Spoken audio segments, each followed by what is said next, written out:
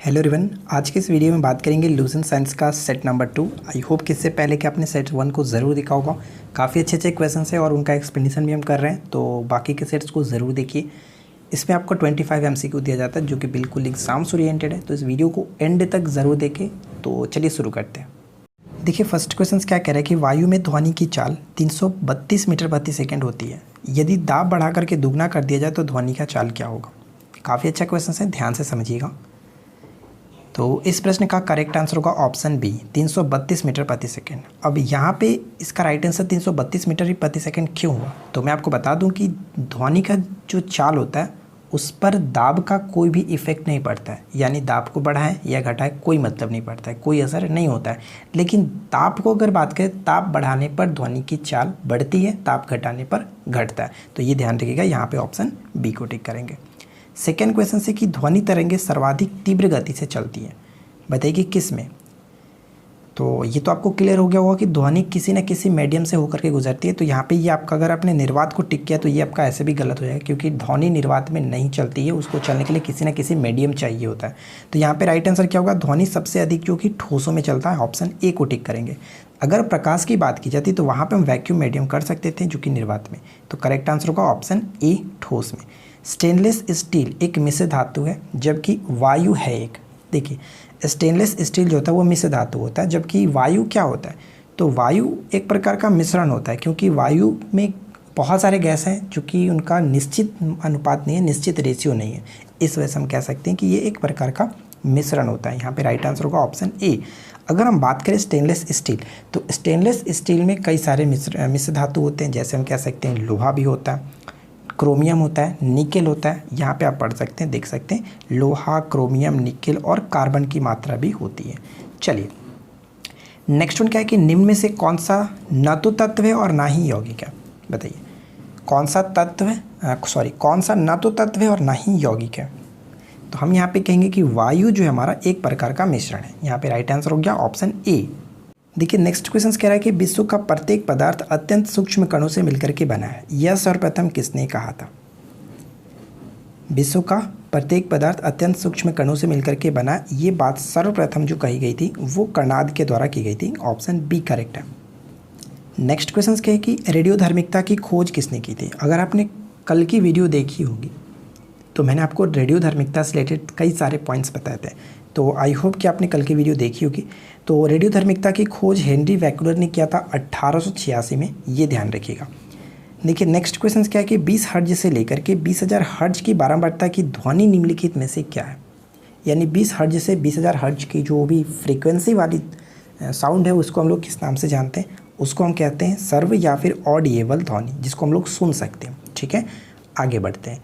Next question की तरंग का वेग भी, आवृत्ति n और तरंग दैर्घ्य n जो कि लैम्डा, इनके संबंध क्या होगा।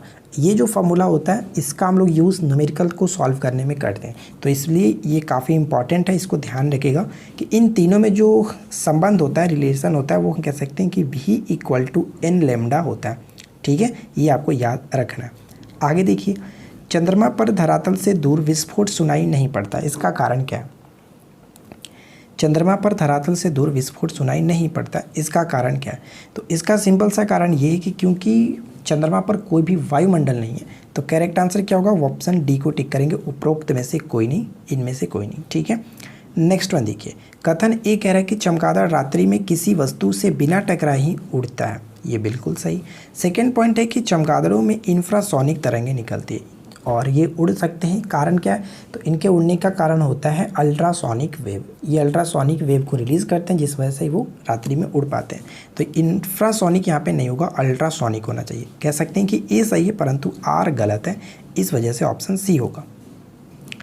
नेक्स्ट वन क्या है, जंतुओं में होने वाला फुट एंड माउथ रोग किसके कारण उत्पन्न होता है। फुट एंड माउथ रोग को हम लोग मुंहपका और खुरपका के रोग के नाम से भी जानते हैं अक्सर। तो देखिए ये जो होता है एक प्रकार का विषाणु से होने वाला रोग है, ऑप्शन हम डी को टिक करेंगे। पढ़ सकते हैं कि विभक्त खुर वाले पशुओं अत्यंत संक्रामक एवं घातक विषाणु जनित रोग है, जैसे इसमें गाय, भैंस, भेड़, बकरी, सुअर आदि जो भी पालतू पशु हैं एवं हिरन आदि जंगली पशु को भी ये होता है, यानी इसमें जानवरों को खतरा रहता है जिसमें खुर वाले जो भी जानवर है। नेक्स्ट वन, निम्न में से कौन सा विश्व का सबसे बड़ा पुष्प है। विश्व का सबसे बड़ा पुष्प, दुनिया का सबसे बड़ा पुष्प की बात करें तो वो है रेफ्लेसिया, ठीक है, option C will be correct answer rafflesia. जबकि दुनिया का सबसे छोटा पुष्प वुल्फिया होता है। आप स्क्रीन पे देख सकते हैं रेफ्लेसिया को, ये किस तरह से होता है और कितना बड़ा होता है। चलिए नेक्स्ट वन क्या है कि सबसे लंबा जीवित वृक्ष कौन सा है, दुनिया का सबसे लंबा जीवित वृक्ष कौन सा है। तो इस प्रश्न का करेक्ट आंसर है सुकोवा, ऑप्शन हम बी को टिक करेंगे सुकोवा। देखिए फ्रेंड्स, अगर आप इस चीज़ को यहाँ पे थोड़ा सा ध्यान से पढ़ेंगे और इसका आप लोग माइंड में अगर आप इसके बारे में सोचेंगे ना, तो बहुत ही ज़्यादा बड़ा होगा ये पेड़। आप इस पर थोड़ा सा इमेजिन करके देखिएगा, पिक्चर तो मैं आपको यहाँ पे दिखा ही रहा हूँ, लेकिन थोड़ा सा आप इमेजिन करके देखिएगा कि कितना बड़ा हो सकता है ये पेड़, ठीक है। तो इसमें ज़्यादा हम डिस्कस नहीं करेंगे, फिलहाल आप इसको एक पॉइंट्स यहाँ पे ध्यान रखिएगा कि ये किस वंश का होता है, तो सिकुआ डेंड्रॉन ये इस वंश का होता है। चलिए नेक्स्ट वन देखिए क्या है। अगला प्रश्न कह रहा है कि केसर मसाला बनाने के लिए पौधे का निम्नलिखित में से कौन सा भाग उपयोग में लाया जाता है। केसर मसाला, तो केसर मसाला बनाने के लिए हम लोग किसका प्रयोग करते हैं, कह सकते हैं वर्तिकाग्र, जिसको स्टिग्मा कहा जाता है, वर्तिकाग्र। Clear. Next question, hydrogen bomb किस सिद्धांत पर आधारित है, बताइए। हाइड्रोजन बम जो किस सिद्धांत पर आधारित है, तो अनियंत्रित संलयन अभिक्रिया। तो ये तो आपको पता ही होगा संलयन अभिक्रिया, लेकिन अनियंत्रित होता है, इस वजह से ध्यान रखेंगे ऑप्शन डी। यहाँ पे एक और पॉइंट्स हम यहाँ पे देख सकते हैं कि हाइड्रोजन बम को हम लोग एक और नाम से जानते हैं, उसका नाम क्या, थर्मोन्यूक्लियर बम, ठीक है, थर्मोन्यूक्लियर बम के नाम से भी जाना जाता है, या फिर इसको एच बम के नाम से भी जानते हैं। इसके अंतर्गत परमाणु विस्फोट की ताकत को बढ़ाने के लिए परमाणु संलयन के द्वितीय चरण का उपयोग किया जाता है। क्लियर। नेक्स्ट वन देखिए, निम्न में से किसका ईंधन मान सबसे अधिक होता है, ईंधन मान सबसे अधिक होता है। देखिए फ्रेंड्स, अगर हम बात करें ईंधन के बारे में, तो जनरली हम तीन ईंधन के टाइप्स को यूज़ करते हैं। जैसे एक होता है रसायन, दूसरा होता है जीवाश्म ईंधन और तीसरा होता है जैव ईंधन। रसायन ईंधन की बात करें तो उसमें हाइड्रोजन, मीथेन ये आते हैं। जीवाश्म ईंधन की बात करें तो कोयला, पेट्रोलियम हो गया। अगर जैव ईंधन की बात करें तो इसमें लकड़ी, कास्ट कोयला, बायोडीजल ये सभी के सभी आते हैं, ठीक है। तो यहाँ पे अगर हम सबसे अधिक जिसका ऊष्मामान होता है, कह सकते हैं हाइड्रोजन होता है, ऑप्शन ए को टिक करेंगे। और हाइड्रोजन सबसे अच्छा इसका कह सकते हैं कि ऊष्मामान होता है, लेकिन फिर भी इसका हम यूज़ नहीं करते ईंधन के रूप में, घरेलू ईंधन के रूप में। क्यों? क्योंकि हम कह सकते हैं कि सुरक्षित भंडारण की सुविधा नहीं होने के कारण इसका हम लोग उपयोग आमतौर पर नहीं करते हैं। ये पॉइंट्स आपको ध्यान रखना है। और साथ ही साथ हम एक चीज़ मैं आपको और बता दूं कि इसको हम लोग भविष्य के ईंधन के रूप में जानते हैं, भविष्य के ईंधन के रूप में जानते हैं, क्योंकि जब ये जलता है तो बहुत ही कम मात्रा में, लगभग ना के बराबर कार्बन डाइऑक्साइड को रिलीज़ करता है, ठीक है। नेक्स्ट वन, फोटोग्राफी में स्थायीकर के रूप में प्रयोग किए जाने वाला रसायन कौन सा है। देखिए स्थायीकर को हम लोग एक और नाम से जान सकते हैं, यहाँ पे फिक्सर कह सकते हैं आप, ठीक है, फिक्सर। तो बताइए कि फोटोग्राफी में फिक्सर के रूप में प्रयुक्त होने वाला रसायन कौन सा है। तो सोडियम थायोसल्फेट यहाँ पे राइट आंसर होगा, ऑप्शन ए। चलिए फ्रेंड्स नेक्स्ट क्वेश्चन देखते हैं।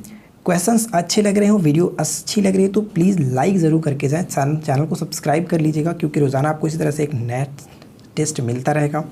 स्टेनलेस स्टील को बनाने के लिए लोहे के साथ कौन सी धातु उपयोग में लाई जाती है। तो ऊपर हम लोगों ने देखा था स्टेनलेस स्टील किसका किसका मिश्र धातु होता है, क्रोमियम, लोहा, निकेल और कार्बन। तो यहाँ पे कह सकते हैं कि क्रोमियम हमारा दिख रहा है, ऑप्शन बी करेक्ट आंसर है। किसी अमलगम का एक घटक हमेशा होता है। देखिए अमलगम हम तब कहते हैं जब कोई भी मिश्र धातु बनाया गया हो या फिर कोई यौगिक बनाया होगा जिसमें एक पारा उसमें अवस्थित हो। पारा अगर उसमें होगा तो हम कहेंगे कि वो एक अमलगम है। तो यहाँ पे पारा होना चाहिए, मरकरी होना चाहिए। नेक्स्ट क्वेश्चन से कि किसी झील की सतह का पानी जमने ही वाला है, तो झील के अध सतह में जो कि स्थल में कह सकते हैं जल का क्या टेम्परेचर होगा। तो यहाँ पे ध्यान दीजिएगा, करेक्ट आंसर हमारा होगा ऑप्शन डी, यानी कि 4 डिग्री सेल्सियस यहाँ पे बिल्कुल सही आंसर हो जाता है। नेक्स्ट क्वेश्चन क्या है कि पौधे का आर्द्र पतन रोग किसके कारण होता है। पौधे का आर्द्र पतन जो रोग होता है वो किसके कारण होता है। तो यहाँ पे राइट आंसर होगा पीथियम डिबेरियम के कारण, डिबेरिनियम, ऑप्शन ए बिल्कुल करेक्ट आंसर हुआ, ठीक है। और इसके बारे में हम यहाँ पे पढ़ सकते हैं कि एक्चुअली में क्या होता है। देखिए पौधे के आर्द्र पतन रोग का प्रभाव पौधे के अंकुरण के समय देखने को ज़्यादा मिलता है, और इस रोग के लगने की वजह से क्या लगने की वजह जो है वो जल भराव के साथ साथ गर्म मौसम होता है। गर्म कह सकते हैं कि गर्म मौसम में जल भराव की वजह से ये रोग अधिक पनपता है और इस रोग से प्रभावित बीजों का अंकुरण नहीं हो पाता है। अगर रोग अंकुरण के बाद लगता है तो अंकुरित हुआ हुआ पौधा भी मुरझा करके नष्ट हो जाता है। तो ये काफ़ी खतरनाक हो जाता है पौधों के लिए। नेक्स्ट वन देखिए, निम्नलिखित में से कौन सा पौधा मरुद्भिद है?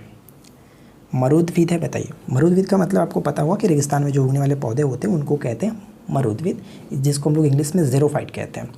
तो यहाँ पे मरुद्भिद के रूप में हम लोग करील को जानते हैं, ऑप्शन सी। तो मैं आपको बता दूं कि करील क्या होता है, तो एक स्क्रीन पे पिक्चर देख लीजिए। करील क्या होता है? करील एक प्रसिद्ध कांटेदार झाड़ियाँ होती है जिसमें पत्ते नहीं होते हैं, ठीक है फ्रेंड्स। और ये हमेशा कंकरीली भूमि वाले जगहों पे उगते हैं झाड़ी हैं, और ये कह सकते हैं कि उष्ण जलवायु का पादप है। और ये जो करील होता है ना, इस पर जब ये कहते हैं इस पर फूल लगता है तो ये काफ़ी थोड़ा देखने में अच्छा लगता है, वरना ऐसे तो बिल्कुल भी घटिया लगता है। नेक्स्ट वन क्या है? निम्नलिखित में से कौन सा सबसे अधिक स्थिर परितंत्र माना जाता है? पारिस्थितिक तंत्र माना जाता है सबसे स्थिर। तो सबसे स्थिर के रूप में हम लोग महासागर को जानते हैं, ऑप्शन ए करेक्ट है। नेक्स्ट क्वेश्चन की मछलियों से संबंधित अध्ययन क्या कहलाता है? मछलियों से संबंधित अध्ययन को हम लोग किस नाम से जानते हैं? तो ध्यान दीजिएगा, मछलियों से संबंधित अध्ययन को हम लोग कहते हैं ichthyology. Ichthyology option C will be correct answer. Osteology में क्या होता है? ऑस्टियोलॉजी में पक्षियों का अध्ययन करते हैं, ठीक है। सॉरी, ऑर्निथोलॉजी पक्षियों का अध्ययन होता है। ऑस्टियोलॉजी में हम लोग हड्डी का अध्ययन करते हैं, माफ़ी चाहूँगा। और पोलेंटियोलॉजी में हम लोग क्या करते हैं? तो जीवाश्मों का अध्ययन हम लोग पोलेंटियोलॉजी में करते हैं। जबकि अगर हम बात करें लैपिडेटेरियोलॉजी क्या होता है, तो इसमें तितलियों का अध्ययन होता है। तो फिलहाल यहाँ पे सभी के सभी इंपॉर्टेंट है, तो करेक्ट आंसर हमारा हो गया ऑप्शन सी। नेक्स्ट क्वेश्चन जो कि इस वीडियो का आखिरी प्रश्न देखिए क्या है कि डीएनए की संरचना को सबसे पहले किसने रेखांकित किया? कई बार ये क्वेश्चन पूछा जा चुका है। डीएनए की संरचना को सबसे पहले किसने रेखांकित किया? तो Watson and Crick, option C will be correct answer. और फ्रेंड्स, हम यहाँ पे बता दूं कि वाटसन एंड क्रिक ने इसके बारे में ये जो बताया था 1953 में बताया था, जबकि इस कार्य के लिए इनको 1962 में जो कि नोबेल प्राइज़ भी दिया गया था। तो ये पॉइंट्स आपको ध्यान में रखना है। तो यहाँ पे हम लोगों ने 25 MCQ को कवर किया। आई होप कि आप लोगों ने काफ़ी अच्छी स्कोरिंग कर ली होगी। तो नीचे कमेंट्स करके बताइएगा आपने 25 में से कितना स्कोर किया। साथ ही साथ अगर आपने वीडियो को ध्यान से सुना है तो 3 क्वेश्चंस वीडियो से संबंधित है। बताइए कि तरंग का वेग भी n और लैम्डा में क्या संबंध होता है। साथ ही साथ रेडियोधर्मिकता की खोज हेनरी वेगलर ने कब की थी, ये बताइएगा। और थर्ड क्वेश्चन, जल का घनत्व तो सबसे अधिक किस तापमान पर होता है, ये आपको बताना है। तो फ्रेंड्स, हम मिलते हैं किसी और वीडियो में नेक्स्ट टॉपिक के साथ। Thanks for watching, keep learning, have a good day.